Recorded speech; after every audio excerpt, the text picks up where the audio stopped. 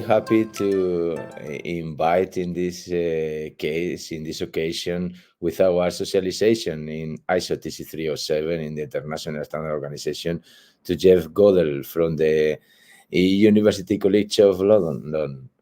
Jeff, you here Ismail, with us? how are you? It's really great to be here. No, it's my pleasure. Well, it's a really intense moment.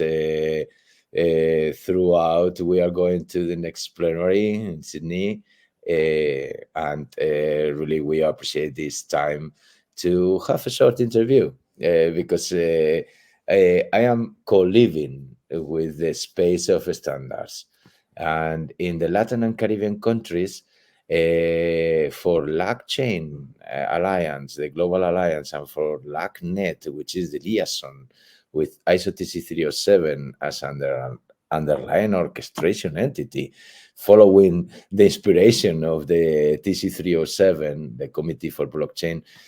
What is your role in ISO TC307 and in ISO, because you participate in other committees as well? Could you tell us and our community?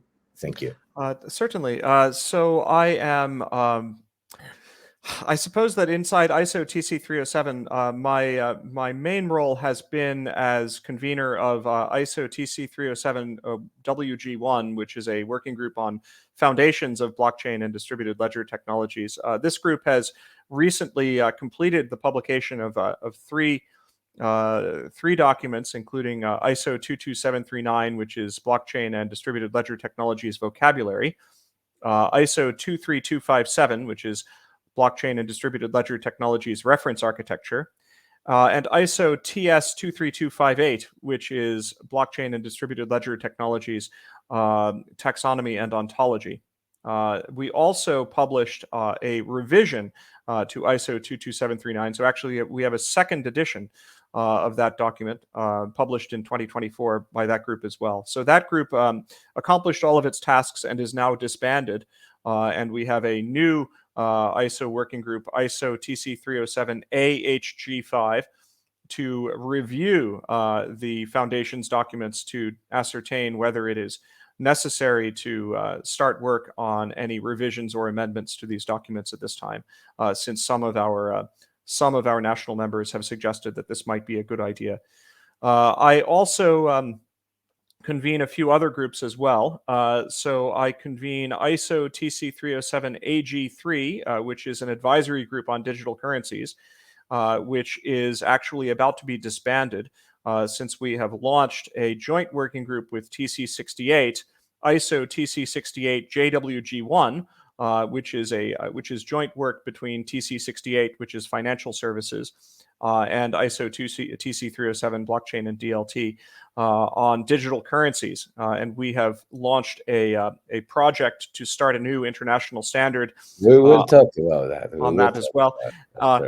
Yes, and I'm also, and we'll talk about that. That is ISO AWI 24982. And I am also convener of another joint working group with ISO TC46 SC11 JWG1, which is a joint work between TC307 and TC68. TC46 SC11, which is archives and records management, which is part of TC46, which is information and documentation. And this is about blockchain and DLT in relation to records management, record systems, and authoritative records. We are almost done with the technical report. We've been working for the past 5 years on this. Actually, it's been quite a long journey, but we are just entering DTR stage for that technical report now as well. Hopefully, we'll get something out early next year. And I'm also chair of the mirror committee of ISO TC307 inside British standards in the UK, and I am also an active participant in that capacity, an active participant in Senelec JTC 19 as well, which is also related to TC307. Thank you, Jeff. It's tremendous, very impressive. I am working with you a long time ago, but really every day you take the floor. It's new angle, new angle, new angle. I really appreciate. Let me ask you one, perhaps a tricky question, if may I, because you are United Kingdom. Other countries speak English. In the Latin and Caribbean country, and even in Spain, we speak the same language. How do you see the importance to define proper concepts and vocabulary? What was the efforts between these different points? It's Yeah. so actually this is a challenge with vocabulary documents in general, and it's a serious one. The English and Spanish are relatively closely related in the grand scheme of things, as are English and Portuguese, and there are some languages that are perhaps a bit different and have special challenges with respect to translations. And to give you an example of this, Japanese makes it very difficult to, it's very difficult for us to translate nouns that are sometimes associated with verbs. Should we define the verb first, or should we define the noun first? These foundational questions are really important. And if it's easier in English or perhaps Spanish to define a verb first because we can derive a noun from it, maybe in other languages that might be easier to go in the other direction. And that was certainly an issue with Japanese. And we've also noticed that there are challenges in the complexity of doing a translation. And as you know, ISO has three core languages, English, French, and Russian. And when we need to translate things into other languages, sometimes this delay creates issues as well.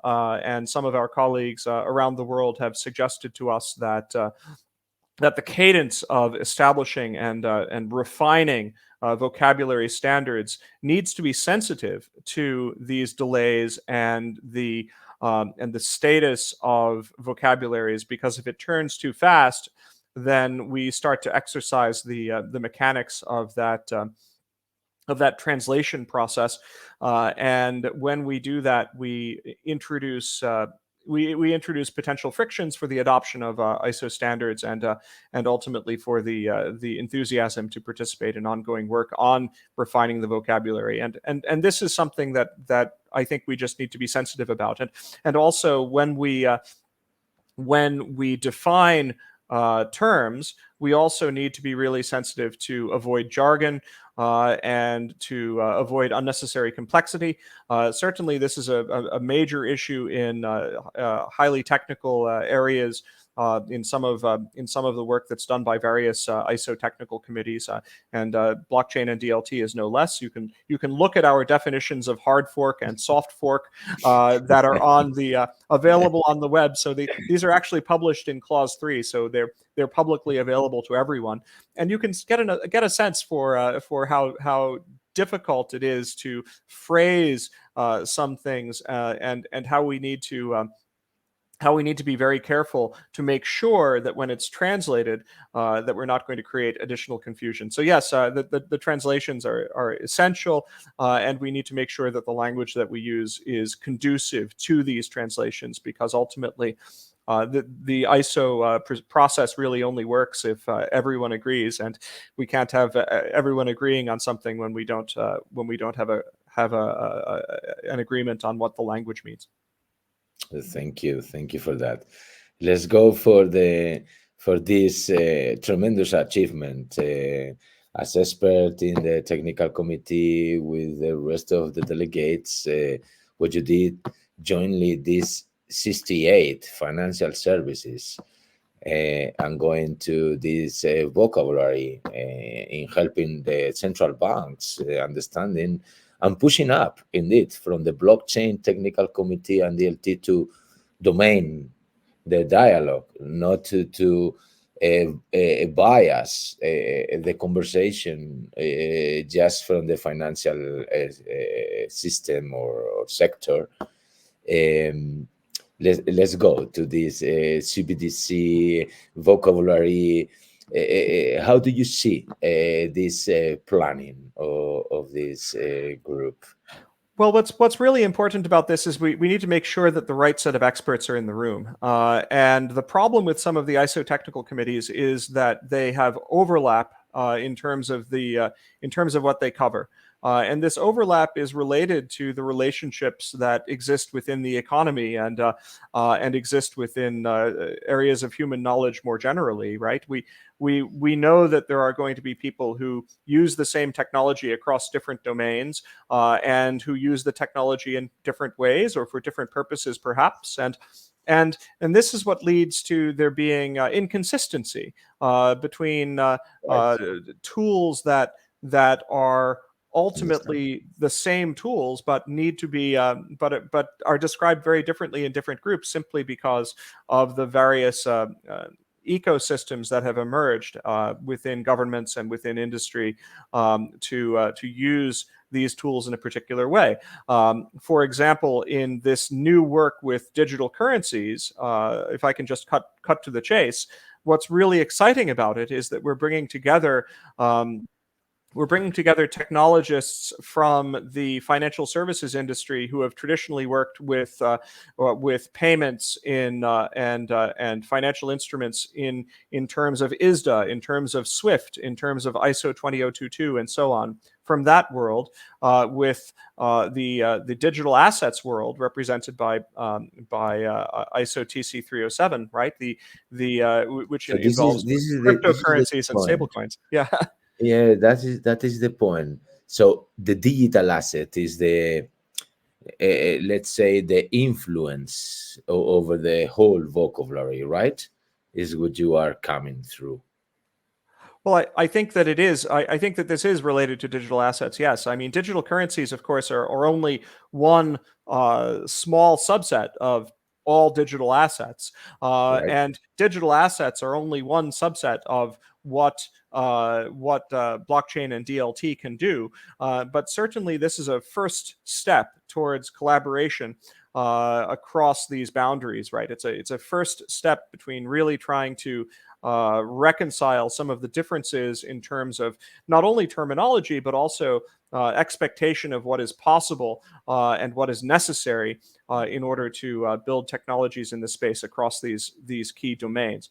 And to be really clear, once again, I can't stress enough that it's really important to appreciate that getting the right set of experts in the room is important to agree on what digital currencies really are, in order to understand how they ultimately can be developed in a manner that can be useful across domains. Right? We need we need financial services technologists and DLT technologists to come together to make sure that when we talk about digital currencies, we're talking about the same thing. We would run a very big risk having an inconsistency between say how central banks are thinking about CBDC, for example, and how cryptocurrency traders are thinking about digital currencies, which is very different. Now, when we peel back the layers, we might find that actually these technologies have more in common than not, but to understand what these digital assets are and what these digital currencies really are, we need to be able to speak about the differences and similarities across different domains. And this is really the crux of this and why this collaboration is necessary. Right. Let me go a little bit cheeky again, because as usual, I appreciate you elaborate on the perspective that is going on that group that is really necessary, as you refer at. So if we go to the recent publication from the 46 you mentioned in regards of the records management and digital credentials, NFTs, this kind of I don't know how to say. So how do you see this harmonization, which I think there are a lot of sites over there. You got Yeah, me, right? yeah, I think that's right, Ismail, and I think we've talked about this in TC307 many times, right? What is the value of what is a value that distributed ledgers really bring to the table in terms of of delivering something new? And this is something that we've explored very deeply Exactly the value. Exactly. inside our work in TC46 SC11 and also in ISO 22739. And let me be really clear. One thing that we've emphasized is that the purpose of a distributed ledger is to establish an immutable record. And the immutability of this record is an emergent property that derives from the independence of the actors when they achieve consensus about something having happened.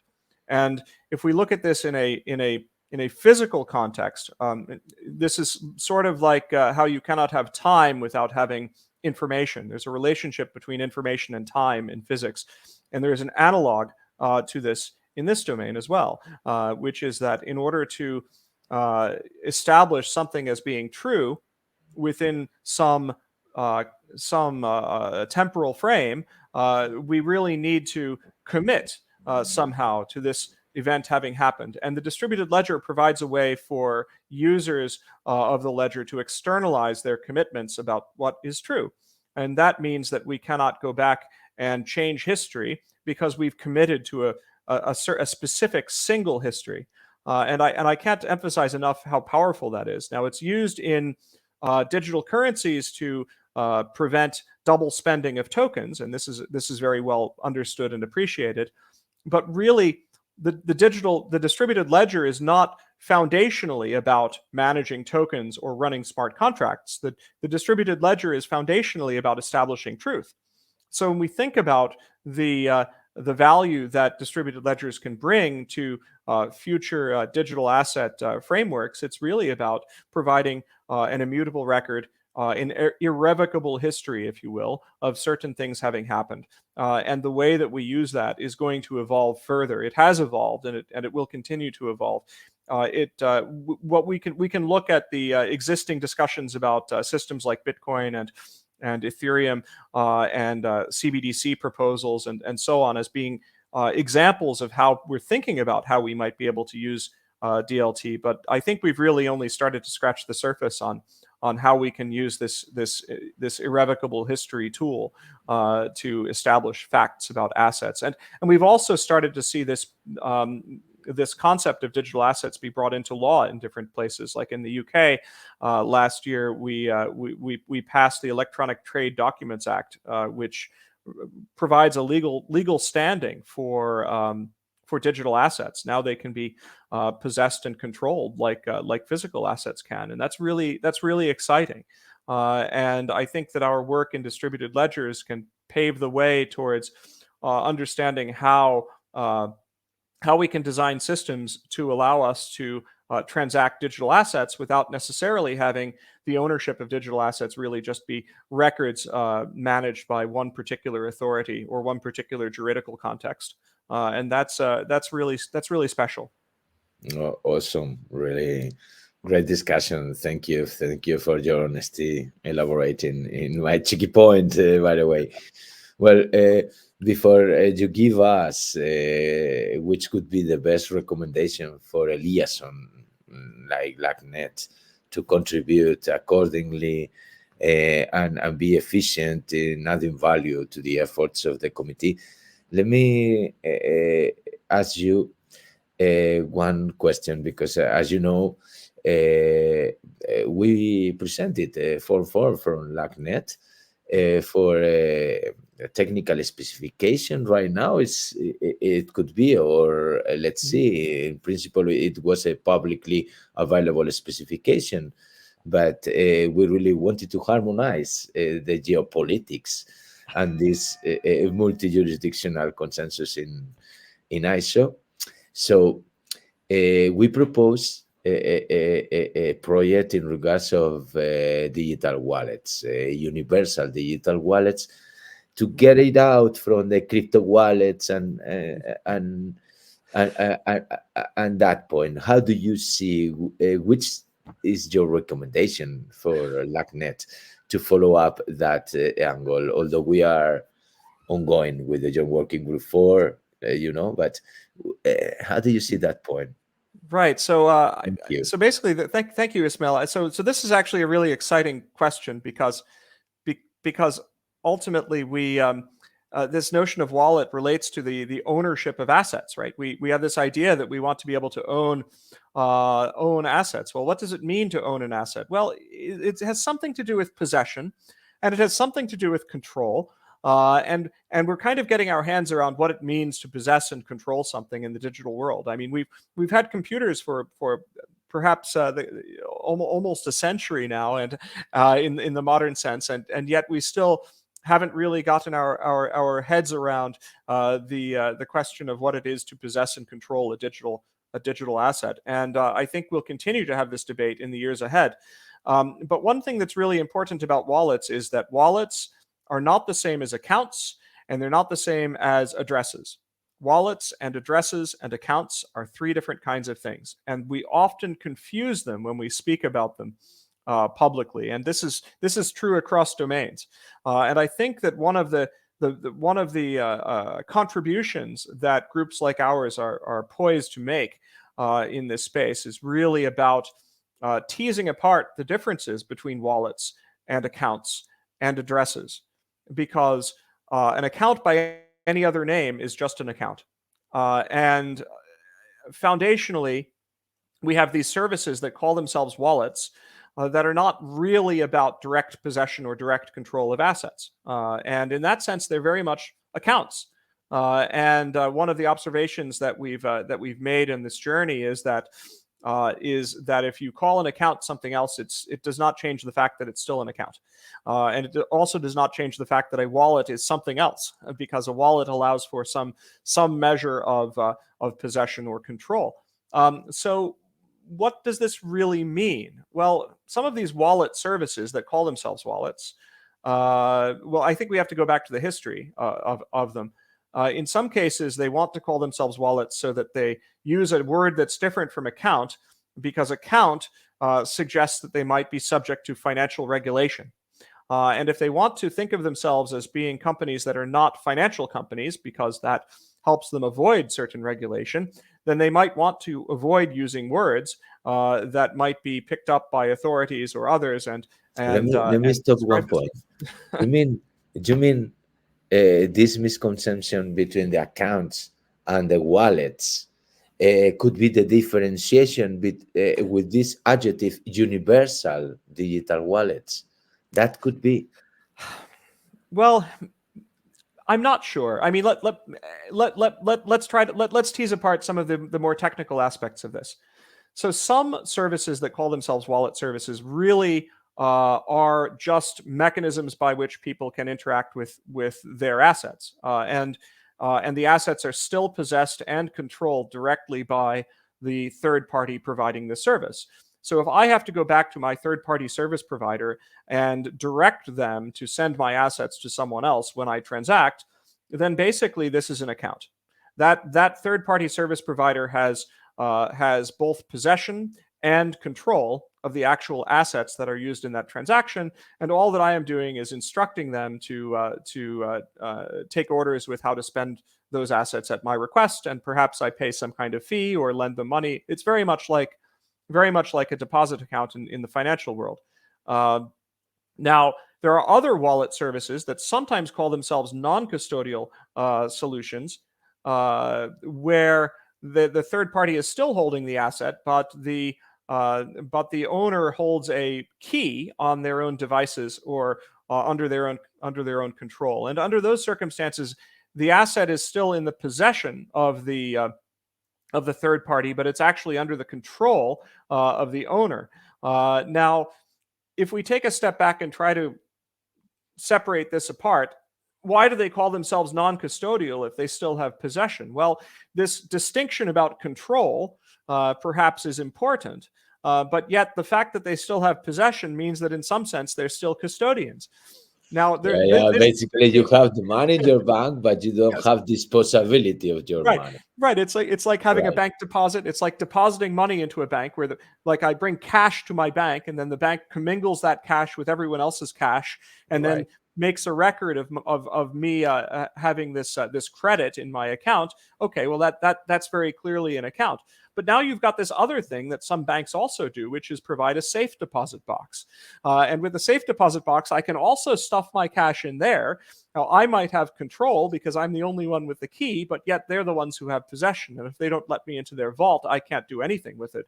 If their bank gets robbed, I still I'm still in trouble potentially. And this is a I think these kinds of analogies will help us to appreciate what the distinctions are. But it's also possible to have a digital wallet in which owners have both possession and control of the assets, where the assets are actually held on the device. And it might look like a USB stick that does cryptographic operations. It might be a piece of software that exists on their laptops or phones. I mean, there are lots of dimensions to this, but if I don't have to invoke a third party when I go to spend it, that's a really powerful difference, and that's something that we can have potentially with digital assets. And we can certainly talk about what it would take to make such systems a reality, and why it's important to have an ecosystem that supports many kinds of custodial and non-custodial services in order to facilitate certain kinds of economic activity. I think we need them all, but as we grapple with these distinctions, I think we need to make sure that we appreciate these subtle differences. And I think this also brings up this mention of universal wallets. I think also brings up this question about what wallets really are. Are they tools? Are they provided by someone? Certainly in Europe, for example, there is this EIDAS proposal that in which there is this idea that there will be wallets that are either provided by or registered with the government that people would be able to use for different purposes. Well, that could potentially be really useful, but in order for it to be universal, I think we need to go a step further, right? Because there's this idea of having an accountability between a wallet owner and the issuing authority of an identifier, whether it's a registered wallet or a provided wallet. These kinds of identifiers create accountability relationships that can't be, they cannot be ignored. So I would say that if we wanted to design something that were to be universal, we would need something to avoid an accountability relationship of any particular accountability relationship, because ultimately people would need to be able to use something in the many different contexts in which they operate today. And their accountabilities might change. And we can't just imagine imposing a single accountability relationship on everything that somebody does, for example, and expect it to be universal. I think people will need the ability to have wallets that are just open source hardware, software, standards compliant, but ultimately something that they can control if they want it to be universal. And certainly there's an opportunity to do that as well. And to be clear, I think that there's a space for government registered tools, as well as for tools that are not government registered. The only question is about this question that you mentioned, universality. If you want people to be able to do things, they need to be able to have the freedom of flexibility and this acknowledgement that accounting relationships will shade and limit the applicability of a tool. Well, truly excited conversation. We appreciate your mindset, Jeff, and really, it's something that we are going to work in the sense of the TC307 for sure from LACNet. So, well, we are coming to the end. So, which do you recommend us in LACNet or any other liaison to be efficient? Okay, so I recommend several things. First, I think for any liaison that is involved with TC307, I think that the best way to get involved is to nominate experts to contribute to the conversations, and I don't just mean passively, but I mean actively. Participate in the meetings, respond to calls for contributions, comment on proposed drafts of documents. I think that this is the only way that we can reach the global agreement that to which ISO aspires. And ultimately, we need your help.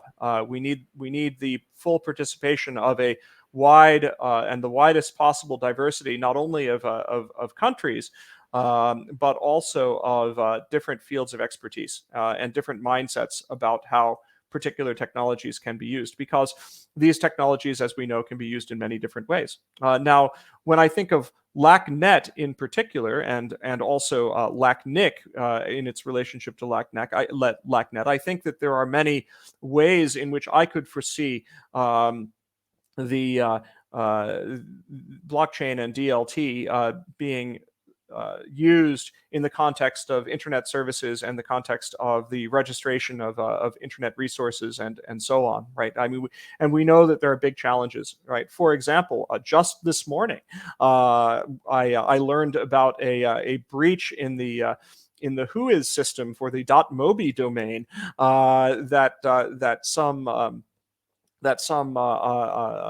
some particular user had decided, well, I think I will register a domain that people had been using for registering names, and because a registrar allowed that server name to lapse, it became available to well, basically anyone who wanted to take it, and it turns out that someone did. And this led to some very interesting results that might not have been so ideal. And I think that one of the challenges in establishing the state of truth, for example, who owns the .mobi domain and what that DNS record needs to look like, could potentially have benefited from some kind of record system that facilitated changes that are both decentralized, because we can't have one particular entity, ICANN or anyone else, just saying this is true. That would be too much power. But also immutable and with global agreement. And I think that we will be exploring some of these possibilities going forward, and we would really love to have those conversations in TC307 or elsewhere. Thank you, Jeff. This is the first of a lot of interview and discussions and dialogue we are going to have. Thank you. I think we are done.